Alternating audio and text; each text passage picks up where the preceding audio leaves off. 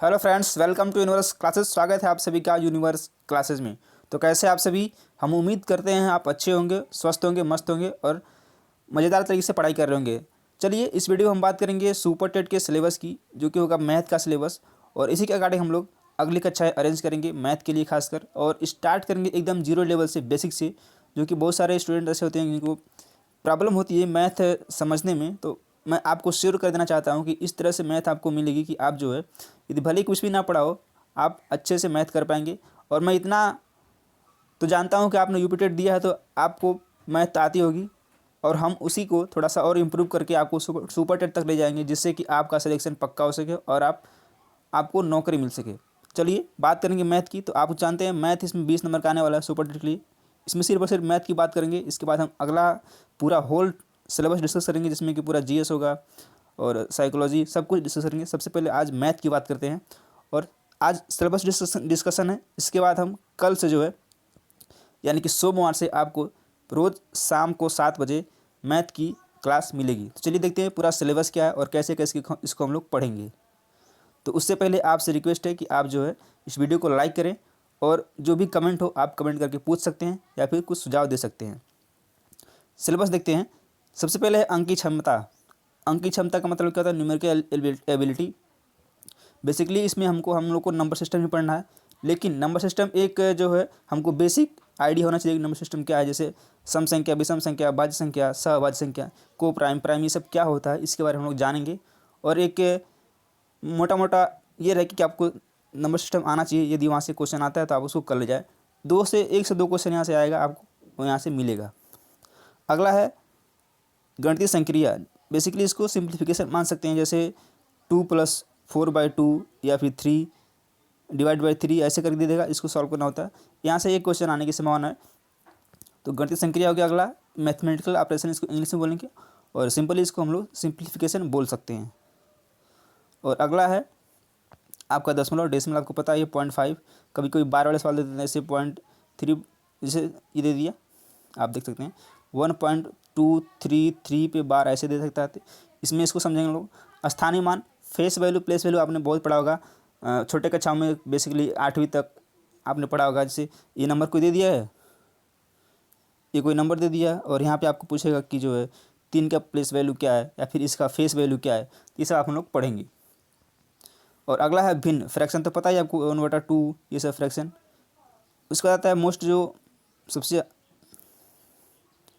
इसके बाद आएगा साधारण ब्याज, जैसे यानी कि सिंपल इंटरेस्ट, जैसे मूलधन होता है, पीआरटी, मूलधन गुणित दर, रेट इंटू समय, ये होता है। इस पर हम लोग सब इस पर सवाल करेंगे। फिर आता है कंपाउंड इंटरेस्ट, यानी कि चक्रवृद्धि ब्याज। और यदि आप चक्रवृद्धि ब्याज पढ़ते हैं हमारे साथ, तो चक्रवृद्धि ब्याज आप इस तरह से पढ़ लेंगे कि आप जो है बैंक तक का आप जो है ब्याज निकालना सीख जाएंगे। और यहाँ से आपसे 1 से 2 क्वेश्चन यहाँ से पूछा जाएगा, दोनों मिला करके 1 या 2 क्वेश्चन यहाँ से आएगा। और हम लोग बिल्कुल जो है टू द पॉइंट पढ़ेंगे, कोई इधर उधर की बात नहीं। बेसिकली जो सिलेबस के अकॉर्डिंग से चलेंगे। और एक कहावत है ना कि यदि आपको रास्ता नहीं पता है तो आप कैसे जाएंगे। सबसे पहले बात है कि आपको जहाँ जाना है उसके लिए आपको रास्ता पता होना चाहिए। सबसे पहले तो आपको गोल क्लियर होना चाहिए कि हमको करना क्या है। उसके बाद आपको रास्ता ढूंढना है, फिर देन उसके बाद आपको मंजिल पर पहुँचना है। और अगला है लाभ हानि, प्रॉफिट लॉस, आपको पता ही है। और परसेंटेज, सबसे इंपॉर्टेंट परसेंटेज है।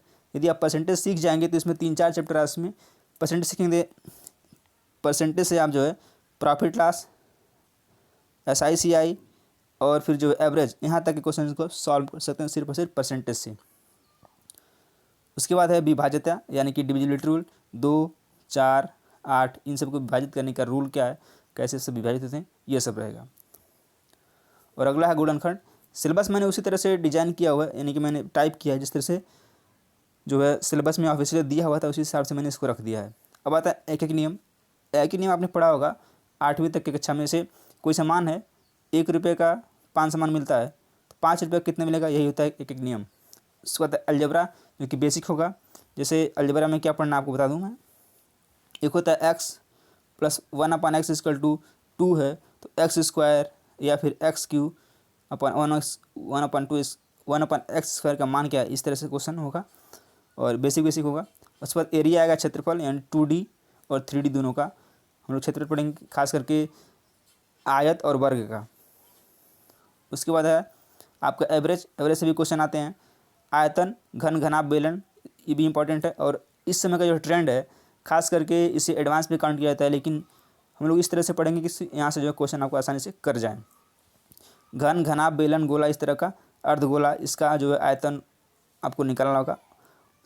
उसके बाद आता है सामान्य सरसमीकाएँ।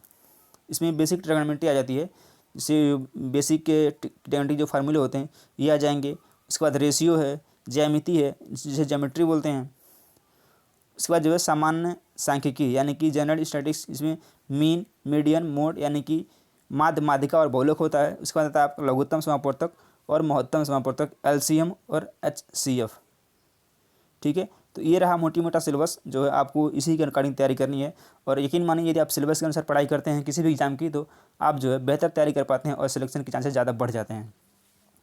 तो हम लोग कल से आप तैयार रहें और इस वीडियो को आप लाइक करें, शेयर करें, चैनल को सब्सक्राइब करें और भी दोस्तों को बताएं कि जो है अब बहुत सारे मतलब लोग हैं, मैं किसी पे कटाक्ष नहीं करना चाहता हूँ, लेकिन जो है पेड कोर्स चला रहे हैं, लेकिन मैं आपको फ्री लेकर आ रहा हूँ। खास करके आप मैथ सीख सकते हैं और अपनी तैयारी मजबूत कर सकते हैं। और एक रिक्वेस्ट और से आपसे है कि यदि आप किसी भी एग्जाम की तैयारी कर रहे हैं, आपको मैथ पढ़ना है तो आप इससे पढ़ सकते हैं। और GS के लिए मैं स्टार्ट करने वाला हूँ जल्द ही, तो आप जो है इसको शेयर करें, लाइक करें, सब्सक्राइब करें और जो भी बातें हो कमेंट करके बताएं। धन्यवाद।